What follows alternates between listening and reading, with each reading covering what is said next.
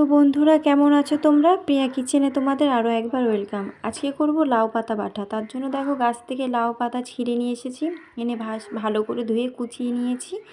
এখানে দেখো, রসুন, কাঁচা লঙ্কা আর কালো জিরা দিয়ে বেশ ভালো করে লাউ পাতাকে আমি টেলে নেব। তার আগে একটু সর্ষের তেল দিয়ে দিচ্ছি, দিয়ে বেশ ভালো করে কুচানো লাউ পাতাগুলো দিয়ে আমি ভালো করে নাড়িয়ে ঠাড়িয়ে নেব। সাথে একটু নুন দিয়ে দিয়েছি যাতে মজে যায়। এরপরে দেখো, এখানে আমি কিন্তু গরম গরমে শিলে রেখে বেটে নেব। কিন্তু বাটাবাটি খাওয়ার জন্য কিন্তু শিলটাই আমাদের দরকার হয়, কারণ মিক্সিতে এটা একদমই ভালো লাগে না খেতে।